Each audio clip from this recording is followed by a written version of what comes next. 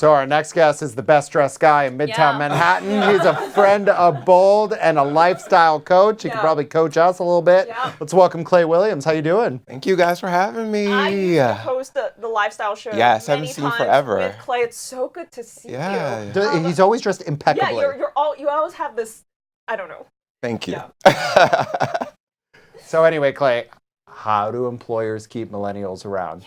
And Gen Z for that matter. How do you not chase them away? Yeah, first of all, it's getting rid of toxic work cultures, okay? A lot of people, we don't leave jobs, especially millennials, because we don't like what we're doing. We don't like the people that we're working with. And so the number one thing that I always tell people to do is you need to have a holistic wellness program in your workplace. What does that mean? Because that sounds squishy to a lot of like old economy people. Right. So really what it is because we spend most of our time at work, right? Majority of our time is spent in the office more so than with family. People want to have environments where they feel supported, where they can be vulnerable when things are not going well at home, as well as showing up in their full selves. No longer are there days where people are coming to work where they're half selves, right? Even look at social media, you see a lot of times people find careers through their social media. So people want to bring their full self to work, not worry about retaliation because they are bringing their full selves to work, and they want to have cultures where they can enhance teamwork and be able to be clearly their full authentic self. Yeah, I think we, like, as in our generation, we adapt to that pretty well. Like, you are you. I don't want to see half of you at work just because we're working on something serious. I still want to see who you are.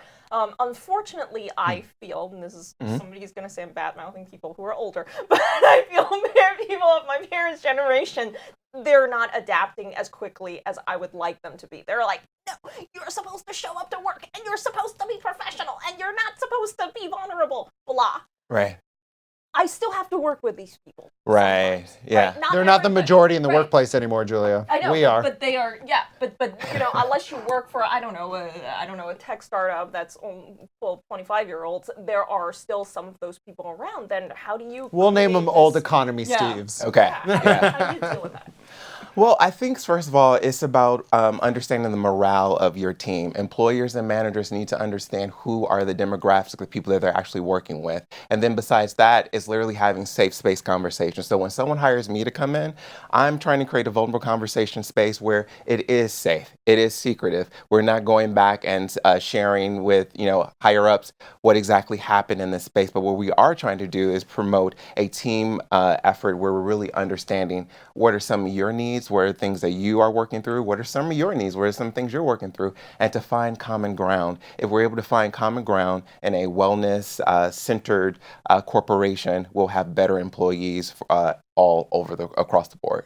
So we tend to do diversity well because this country is so diverse, but we don't do really inclusion well. Right. How does inclusion play into well-being and, profitability? It's really interesting. I'm going to give a talk at Fordham University in a couple of weeks, and the first question they asked me, we have D&I representation. How is it that this group differs from other groups that you speak with and talk to? And I'm going to be doing some things with KPMG as well.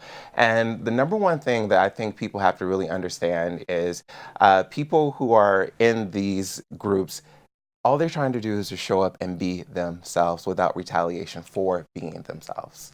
David, what was your question again before I forget my train of thought? No, how does inclusion affect profitability ultimately? Because we do diversity well because the country's diverse, right? Look at us three. We're all, we're all look different backgrounds, geographic, education, but to feel inclusion.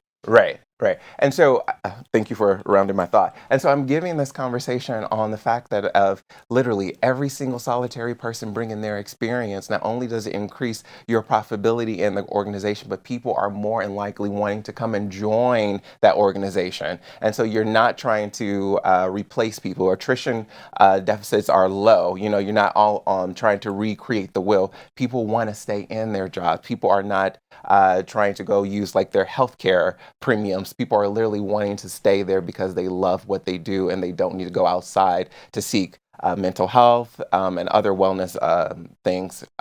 People are literally just getting that in their work environment. Which is better for everybody. Yeah, and companies, they really don't understand that. If you have wellness and inclusive environment in your workplace and things that you have in place, healthcare premiums are lowered. Yeah. Companies aren't not spending millions and millions of dollars for the psychologists and and of course, I don't want But to. even more so, Clay, tech companies figured that out a while ago. If they provide childcare, make a campus that's alluring, provide food, their employees never leave. Right. And their productivity is through the stratosphere. But I think, again, from your earlier point of view, we're dealing with people who I think have a really hard time dealing with change versus people who really want to be able to be competitive in this world and be inclusive for everyone.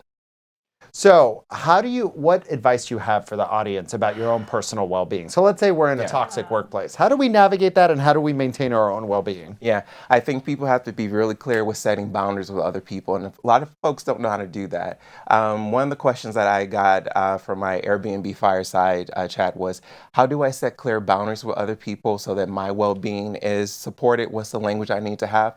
First thing people need to say to another person, this is what I need. Is that something that you can support? That's to a teammate, or it's also to a manager, or it's to a higher up. If they're not able to support that, then there's a conversation that can take place.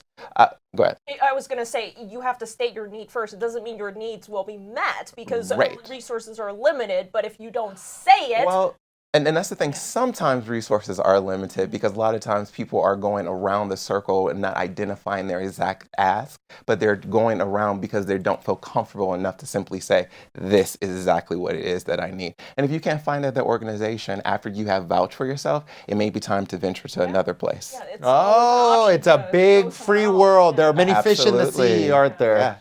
Yeah, it sounds like dating. Jobs and dating are very similar. I was just saying that earlier to my staff. I have some of my staff that wants to move on to a different job, and I was telling them, think of it like dating. No isn't a big deal. It's like, okay, you don't like me, bye. And that's it. Like you have so many choices. You have so many choices, but again, people are afraid of change. It's about being hunkered down with who you are, your core values, what you want, and hopefully a company can be in alignment with that. And if they're not, then it may not be the place for you. I am so guilty of this. I despise the office I've been working in for 3 years, and we're finally moving. We're going to move to a new, more millennial-friendly space. And the other day I thought, oh, bother, I'm moving. Like, wait a second, this is what you always wanted. This is good. No. You don't even want changes that are change. good. Because, See? it's the change itself. It's not if it's changed for better or worse. It's just the idea of change. We are resistant to change as humans. We are.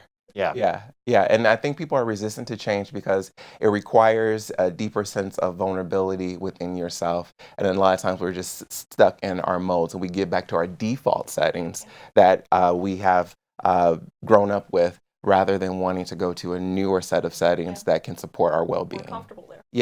Yeah. And nothing happens in our comfort zone except for ease. Oops. That's such a difficult part of life. Growing requires pain. No pain, no gain. Clay, great seeing you. Thank you guys too. Thank you for having me. So great to see you again.